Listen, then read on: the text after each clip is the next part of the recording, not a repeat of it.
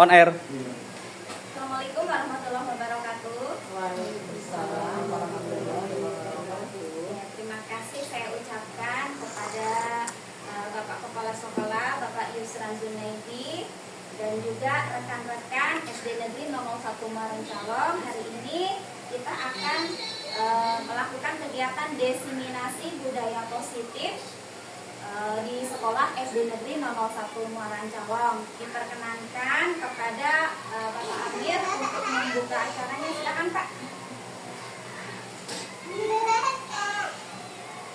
Assalamualaikum warahmatullahi wabarakatuh. Waalaikumsalam warahmatullahi wabarakatuh.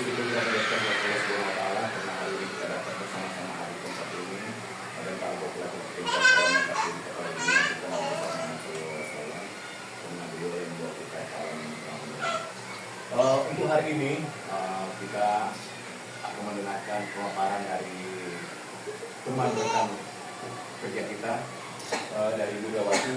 Beliau akan memaparkan tentang desiminasi budaya positif, dan itu untuk perkembangan sekolah kita ke depannya bagaimana nantinya. Semoga ini bermanfaat untuk kita semua. Dan untuk acara ini saya buka dengan ucapan Bismillahirrahmanirrahim. Dan untuk Ibu Priyawati selanjutnya akan memaparkan, dan mohon teman-teman untuk dapat menyimak dan mendengarkan dengan seksama. Assalamualaikum warahmatullahi wabarakatuh. Waalaikumsalam. Baik, terima kasih saya sampaikan kepada Pak Amir. Baik Bapak Ibu, sebelum kita memulai kegiatan nih, bolehlah kita main game sedikit ya. Silakan Bapak Ibu berdiri. Ayo silakan wanita, lepas dulu Ibu tasnya supaya nyaman kan nanti. Asal jangan game online ya. Jadi gamenya itu gerak dan lagu. Gerak dan lagu itu Mario dan Marini. Oke, mulai dari gerak lagu Mario. Jadi begini ya Bapak Ibu ya. Nanti kalau Mario berarti Mario. Ayo silakan Bapak Ibu mengikuti. Mario. Mario. Mario. Menangis. Menangis Di atas. di atas Menara. menara. Kayak ulangi ya Bapak Ibu ya. Mario. Mario Menangis. menangis Di atas. di atas Menara. menara. Siap? Saya lakukan ya. Oke, 1, 2, 3. Mario menangis di atas menara. Mario menangis di atas menara. Mario menangis di atas menara. Di atas menara. Mario menangis. Menangis Mario di atas menara. Di atas menara. Mario menangis. Oke, tepuk tangan. Oke, yang kedua Marini. Oke, kalau Marini seperti ini. Ayo silahkan dipraktekkan. Rusak. Ya, Marini menari. Menari. Di bawah Di bawah menara. menara. Oke, mulai ya. Di bawah Siap? Oke, mulai. 1, 2, 3. Marini menari di bawah menara. Di bawah menara. Marini menari. Menari. Di bawah menara. Di bawah menara. Marini menari. Oke Bapak Ibu, supaya kita lebih semangat lagi, silakan Bapak Ibu silakan duduk. Oke, supaya kita lebih semangat ya. Sekarang kita akan mulai tentang apa desiminasi budaya positif. Oke, silakan lanjut Pak. Izinkan saya untuk membacakan. Budaya positif di sekolah sebagai salah satu bentuk perwujudan visi sekolah melalui prakarsa perubahan. Budaya positif dapat membentuk karakter siswa, menghargai diri sendiri, menjadi orang yang mereka inginkan sesuai nilai-nilai yang diyakininya. Harapan yang disematkan agar teori tidak sebatas teori, tetapi dilakukan dengan tindakan serta budaya, membutuhkan waktu dan proses agar menjadi budaya yang diawali mulai dari diri, berkolaborasi, dan refleksi berkelanjutan. Silakan Pak. Nah, tujuan kita pada hari ini adalah yang pertama, mengenalkan disiplin positif dan nilai-nilai kebajikan. Yang kedua, teori motivasi, hukuman dan penghargaan, dan restitusi. Yang ketiga, keyakinan kelas atau sekolah. 4, kebutuhan dasar manusia. 5 posisi kontrol guru. Dan ke-6, segitiga restitusi. Silakan Pak. Nah, yang pertama, kita kenalkan dulu disiplin positif dan nilai-nilai kebajikan. Maknanya apa? Yaitu sesuai dengan pemikiran Ki Hajar Dewantara dan sejalan dengan pandangan Diana dosen dalam bukunya Restructuring School Discipline tahun 2001. Artinya, belajar mengontrol diri, menguasai diri untuk memilih tindakan pada nilai-nilai yang diyakini. Boleh? Nah, ada nilai-nilai kebajikan. Yang pertama, profil pelajar Pancasila. Ya, kita mengenal ada 6 dimensi. Yang pertama, beriman, bertakwa kepada Tuhan Yang Maha Esa dan berakhlak mulia. Yang kedua, mandiri, bernalar kritis, berkebinekaan global, gotong royong, dan kreatif. Boleh? Sikap murid. Nah, sikap murid ada berapa? Toleransi, rasa hormat, integritas, mandiri, antusias, empati, ingin tahu, kreativitas, kerjasama, percaya diri, dan komitmen. Nilai kebajikan selanjutnya ada 9 pilar karakter.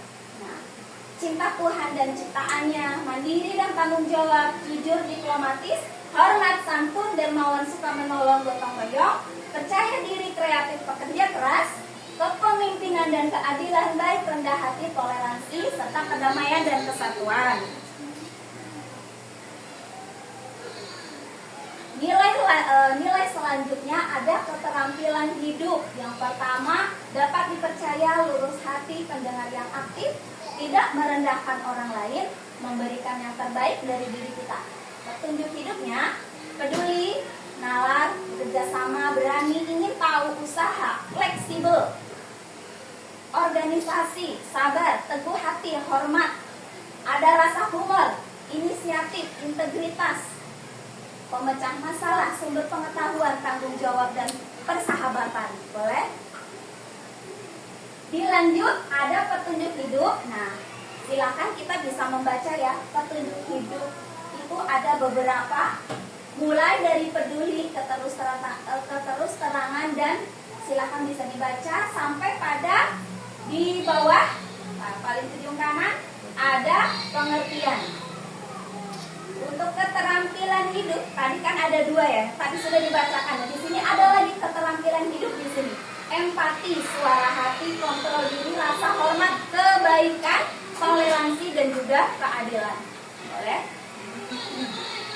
Nah, teori yang kedua yaitu tentang motivasi, hukuman, penghargaan, dan juga restitusi. Kita akan bedah satu persatu.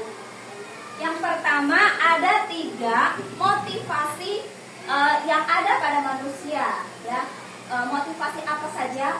Yang satu, menghindari ketidaknyamanan atau hukuman, mendapatkan imbalan atau penghargaan, atau yang ketiga, untuk menjadi orang yang kita inginkan, menghargai diri kita sendiri yang dengan nilai yang kita yakini. Boleh? Nah, di sini kita memiliki motivasi apakah yang pertama, yang kedua, atau yang ketiga. Kalau kita karena memiliki motivasi karena takut dihukum atau tidak merasa nyaman dengan teman yang lain, berarti kita akan mendapatkan identitas gagal, ya. Karena apa? Murid akan tersakiti dan dampaknya itu negatif. Sifatnya juga bersifat memaksa kepada murid. Nah, jika kita memiliki motivasi yang ketiga, yaitu memiliki ingin menjadi apa yang kita inginkan dan dengan nilai yang kita yakini, berarti kita memiliki identitas sukses. Identitas sukses ada 2.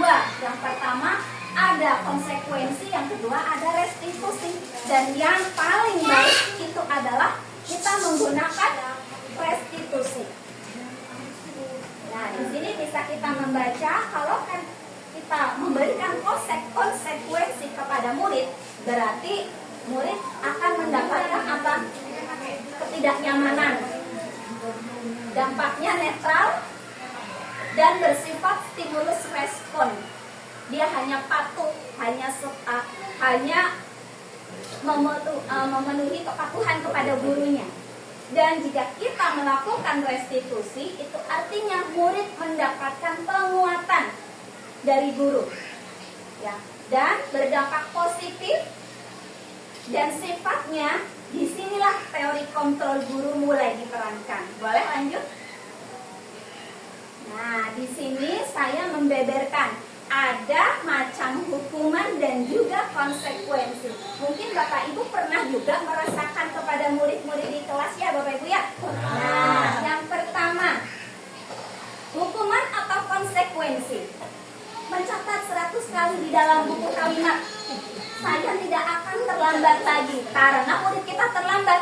Pernah nggak Ibu? Bapak pernah melakukan? Sering. Nah, ya, itu adalah konsekuensi. Berarti Ibu telah melakukan konsekuensi kepada murid. Termasuk saya. Saya juga ternyata banyak melakukan hukuman daripada konsekuensi ya Bapak Ibu. Nah, yang kedua, lari mengelilingi lapangan karena terlambat hadir. Nah, itu termasuk hukuman. Membersihkan coret yang dibuatnya di meja tulis, itu adalah konsekuensi. Murid diminta push up 15 kali. Nah, ini biasanya untuk guru-guru yang olahraga, ada kalau terlambat pasti memberikan hukuman seperti itu. Dan itu termasuk hukuman. Selanjutnya, menggantikan kertas tugas teman yang dicoret-coret, itu merupakan konsekuensi, bukan hukuman. Dan berjemur di lapangan basket. Nah, kadang tuh pasti kita sering ya, kadang tanpa sadar. Nah, itu kita telah memberikan hukuman yang dampaknya itu sangat tidak baik ternyata. Ya, betul. Silakan. Nah, ini kelanjutan dihukum dari penghargaan. Kenapa bisa seperti itu? Kita memberikan imbalan, memberikan penghargaan, tetapi kok kita sebenarnya memberikan hukuman Bapak Ibu? Karena saat kita berulang kali menjanjikan hadiah kepada siswa agar berperilaku tanggung jawab, ya, sebenarnya kita memberikan hukuman berupa penghargaan. Jadi mereka memiliki motivasi berupa imbalan atau penghargaan, dan itu dampaknya juga kurang bagus ternyata. Silakan. Nah, di sini dampaknya apa saja? Pengaruh jangka pendek dan jangka panjang itu hanya sementara, semangat sementara karena hanya imbalan yang dituju sama si murid. Yang kedua, tidak efektif, merusak hubungan, mengurangi ketepatan, menurunkan kualitas, mematikan kreativitas, dan juga itu pastinya menghukum. Silakan. Yang terakhir, restitusi. Apa itu restitusi? Adalah menciptakan kondisi murid memperbaiki kesalahan sehingga mereka mau kembali ke kelompok mereka dengan karakter yang lebih kuat. Silahkan. Nah, ciri yang membedakan restitusi dengan disiplin positif lainnya, karena restitusi adalah cara yang terbaik dari yang terbaik. Yang pertama, restitusi itu bukan menebus kesalahan, tapi belajar dari kesalahan. Yang kedua, memperbaiki hubungan. Restitusi bukan tawaran, ya. Bukan paksaan, maksud saya, mohon salah tadi. Bukan paksaan, tetapi kita menawarkan kepada murid. Yang selanjutnya, menuntun melihat di dalam diri mereka. Yang selanjutnya, mencari kebutuhan dasar yang mendasari tindakan nanti untuk kebutuhan dasar di slide selanjutnya. Dan restitusi itu sebuah cara yang paling baik dari yang terbaik. Fokus pada karakter, bukan solusi, bukan iming-iming, imbalan dan sebagainya. Dan juga restitusi itu mengembalikan siswa yang berbuat salah kembali ke jalan yang benar atau pada kelompoknya yang lebih baik. Lanjut Pak. Nah, teori selanjutnya ada keyakinan kelas. Mungkin kita biasa menyebutnya itu aturan kelas. Nah, itu ternyata kalau bentuk aturan itu tidak boleh. Nah, apa itu keyakinan? Nah, di sini saya mulai untuk membuat pertanyaan pemantik. Kenapa sih keyakinan kelas bukan peraturan? Terus, mengapa sih keyakinan kelas itu penting demi terbentuknya budaya positif? Dan bagaimana caranya? Nah, ayo kita ke slide selanjutnya. Nah, di sini saya membuat analogi. Kita tahu aturan umum. Yang pertama, mengapa kita kalau di jalan raya harus menggunakan helm? Ya, otomatis itu untuk keselamatan. Dan kenapa kita harus selalu cuci tangan dan memakai masker setiap saat? Pastinya untuk kesehatan. Dan keselamatan dan kesehatan itulah yang kita yakini sebagai keyakinan kita. Jadi, kalau kita membuat keyakinan, seseorang akan lebih tergerak dan semangat untuk menjalankan daripada hanya sekedar menjalankan aturan yang tertulis. Jadi, seperti itu analogi. Nah, pentingnya bagaimana keyakinan kelas itu? Yaitu dengan kita melakukan implementasi budaya positif dengan kolaborasi bersama guru dan juga merefleksikan terus-menerus. Apakah sudah berjalan, apakah ada yang perlu diperbaiki untuk kedepannya. Silakan Pak. Karena dalam budaya positif itu berarti kita telah melaksanakan visi sekolah. Apalagi kemarin kita sudah membentuk visi sekolah yang baru sesuai dengan kurikulum merdeka ya Bapak Ibu ya. Nah, disinilah pembentukan keyakinan kelas. Yang pertama, apa yang harus kita lakukan? Mempersilahkan warga sekolah untuk bercurah pendapat. Jadi kita menggunakan biasanya rapat dewan guru ya Bapak Ibu. Terus mencatat masukannya apa saja. Menyusun keyakinan kelas itu menggunakan kalimat yang baik atau kalimat positif. Nah, di sini sudah ada contohnya. Terus keyakinan kelas itu tidak perlu terlalu banyak, sedikit, singkat, padat, jelas supaya mudah diingat, dipahami dan selalu diingat terus sama murid dan selalu dilaksanakan. Terus ditinjau ulang keyakinan kelas. Silakan Pak lanjut. Di sini saya membuat contoh. Jadi Bapak Ibu, apa yang saya paparkan di sini sesuai dengan modul di PGP ya Bapak Ibu ya. Jadi saya meringkas, merangkumnya itu saya tuangkan dalam bentuk presentasi. Jadi ini tidak saya mengambil sendiri tidak, tapi ini sesuai dengan modul di modul 4 PGP. Contoh yang pertama ada keyakinan kelas untuk kelas rendah. Yang pertama, setiap anggota kelas perlu belajar, perlu senang, perlu saling menghargai dan perlu merasa aman. Di sini kita terapkan ini, kita perkenalkan keyakinan kelas ini pada saat awal tahun ajaran baru. Ya, walaupun mungkin berjalannya waktu kita akan memulai ini dan ini kita buat bisa menggunakan karton atau bentuk print cetak juga bisa, disesuaikan guru dan juga muridnya ya. Kadang kalau ada murid menulis, menggambar, bisa kita tuangkan, kita tempelkan di dinding kelas kita. Untuk contoh keyakinan kelas 5, contohnya bersikap positif, senantiasa menjadi diri terbaik, percaya dan menghormati. Ini disesuaikan, tidak harus sama plek dengan ini, tapi kita pasti punya ini ya, pendapat sendiri dengan murid kita, karena yang tahu kita dan murid kita di kelas. Silakan Pak lanjut. Nah, turunan daripada adanya keyakinan kelas harus kita tempelkan juga. Tugas saya, tugas kamu. Saya siapa? Saya guru. Dan kamu siapa? Kamu murid. Ini pun harus kita tempelkan di kelas. Boleh kalau ditulis dengan gambar yang besar, selalu terbaca setiap hari, pasti akan selalu diingat dan akan dilaksanakan oleh murid kita. Yang pertama, tugas guru mengajar, mendidik, menjawab pertanyaan dan ya, sampai bawah ya. Dan tugas murid, tugasnya apa? Belajar, mencoba, menghasilkan yang terbaik dan sampai bawah ya. Nah, di sini tugas guru bukan yang pertama menyakiti atau disakiti, memaksa kamu untuk belajar, merapikan barang-barang guru, itu bukan tugas guru ya.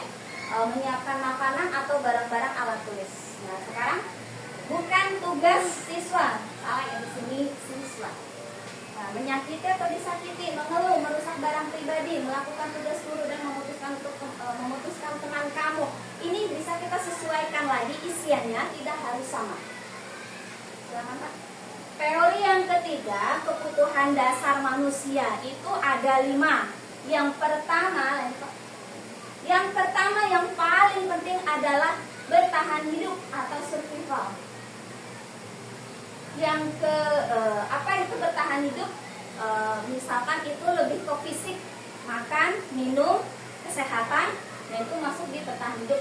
Penguasaan, contohnya apa? Murid pasti membutuhkan, menginginkan dia menjadi seorang juara. Murid menginginkan dia bisa mengetahui materi atau menghafalkan materi atau memahami materi dari guru. Dan untuk kebutuhan kasih sayang dan rasa diterima, murid menginginkan untuk bisa diterima oleh gurunya, oleh temannya, diajak bermain. Ya betul ya. Terus selanjutnya kebebasan. Kebebasan di sini mereka diberi kebebasan untuk berpendapat, tidak ditekan oleh pihak manapun baik guru atau teman. Itu tidak boleh. Dan yang terakhir adalah kesenangan. Di sekolah murid juga perlu senang, perlu bahagia, perlu rasa aman, perlu rasa nyaman. Oke, baik Bapak-Ibu, silakan. Nah, disinilah teori selanjutnya, posisi kontrol guru. Di sini juga ada 5 posisi kontrol guru itu apa saja. Yang pertama, tipe penghukum. Yang kedua, tipe pembuat merasa bersalah. Ketiga, teman. Keempat, memantau. Kelima, manajer. Jadi kalau tipe penghukum begitu, murid melakukan kesalahan, kita langsung memberikan hukuman secara sepihak. Itu penghukum. Kalau pembuat merasa bersalah, kita mengeluh tapi dengan bahasa yang santun. Contohnya, aduh nak, kamu ini kenapa terlambat terus? Sudah dikasih tahu. Nah, itu sebenarnya kurang betul, tapi sebenarnya saya juga kadang merasakan posisi sebagai pembuat merasa bersalah juga.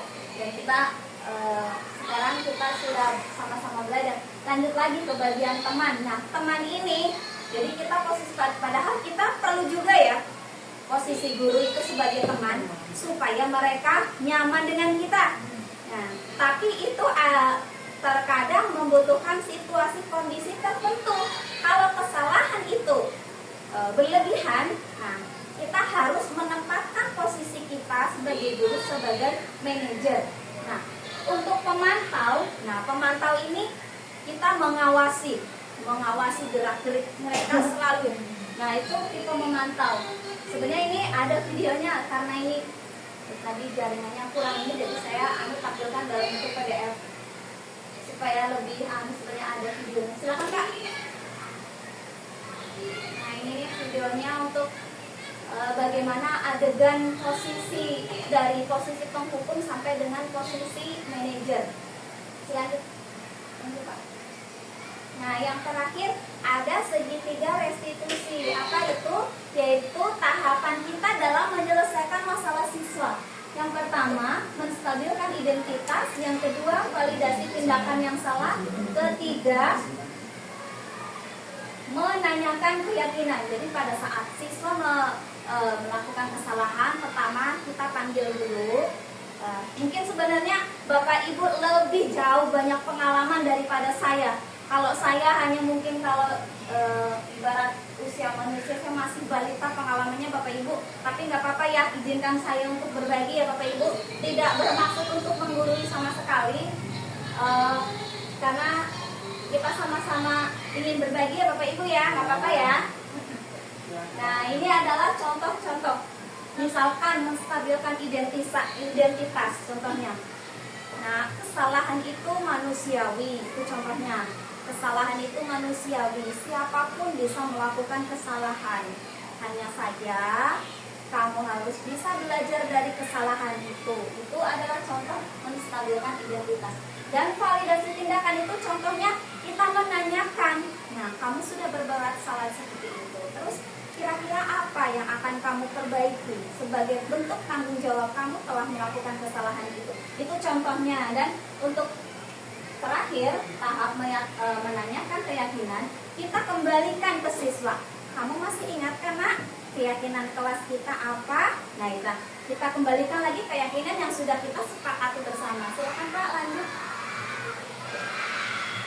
Nah, ini kemarin saya mau lakukan simulasi tentang penyelesaian segitiga restitusi di kelas.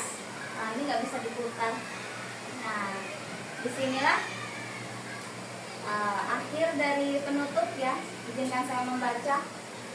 Buah dari kerja keras ini dapat terlihat ketika kita menyadari bahwa murid kita telah bertumbuh menjadi seorang dewasa yang sukses di pekerjaan, kehidupan, dan relasinya dengan orang lain. Dengan karakter yang memiliki integritas tinggi, bertanggung jawab, dapat diandalkan, berbudi pekerti luhur, bermanfaat bagi lingkungan dan negara, mendapatkan kebahagiaan dan keselamatan yang setinggi-tingginya sesuai dengan filosofi Ki Hajar Dewantara. Jadi intinya sekolah itu bukan hanya tempat siswa mencari ilmu, tetapi kebiasaan baik, budaya yang baik, agar nantinya itu adalah bekal mereka pada saat mereka masuk di dunia masyarakat, masuk di dunia bisnis, masuk di dunia yang sebenar-benarnya. Karena sekolah adalah masyarakat kecil. Hanya kita sebagai guru menuntun dan menunjukkan jalannya agar mereka bisa selamat dan bahagia di kehidupan masa yang sebenarnya akan mereka lewati. Itu aja Bapak Ibu mungkin yang dapat saya sampaikan. Saya mohon maaf jika ada kesalahan kata, dan saya ucapkan banyak-banyak terima kasih karena sudah mau berpartisipasi dalam kegiatan desiminasi sekolah. Mungkin selanjutnya nanti saya bincang dengan Pak Yusran. Dan mudah-mudahan dengan pengenalan ini Bapak Ibu, kedepannya kita membuat budaya positif di sekolah SD 01 Maracau. Saya akhiri, billahi taufiq wal hidayah. Wassalamualaikum warahmatullahi wabarakatuh. Waalaikumsalam. Terima kasih Bu ya.